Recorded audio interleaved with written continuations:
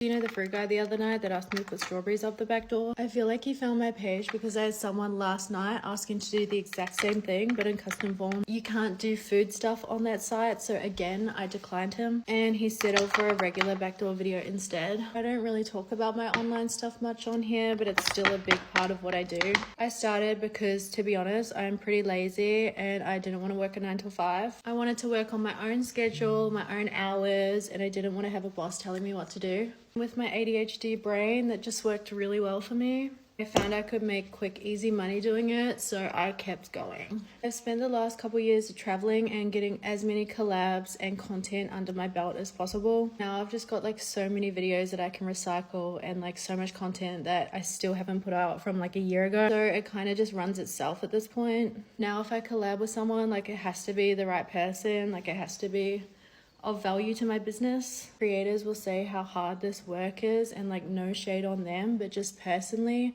being real with you, it is the easiest job I have ever done. Like, I'm not saying that to be like, oh my god, you should so do it, because it comes with a lot of downsides too. Like the pressure to stay relevant or like comparing yourself to others, like why is she doing better than me? All of that stuff does take a mental toll, but when someone tells you that this job is hard, I don't think they've worked a hard day in their life. Like try working at a daycare center or a nursing home 40 hours a week, like that is hard work. You just have to be somewhat attractive, be willing to collab with people, and be somewhat good at marketing. You're not going to get rich by putting a couple feed pics up. Like you actually have to put in a little bit of effort. I would say the online stuff is much safer than doing the in-person stuff. But like there's still definitely a risk of sketchy collabs, so make sure you like check references and be very careful, selective with who you collab with. I collabed with this guy who has been full cancelled from the industry for doing awful things to women. There was a whole Twitter dedicated to canceling him, and like they even carved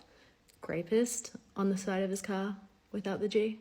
And the thing is, people were so quick to be like, oh, you should have got references from other people, like it's your fault you worked with them. This guy's page was full of the biggest names in corn. Like he had worked with all the biggest creators. You know, he's smart about it. He's not going to target the big creators with the big profiles. He's going to target the small creators who he thinks has less of a say. He was the worst creator I have ever worked with, and just in this industry, there's always going to be men like that who try and take advantage of women. But it's kind of good that I've had a taste of that experience so that I'm much more careful in my FS work now. I will do this in future as long as people are still buying my content and I'm making money.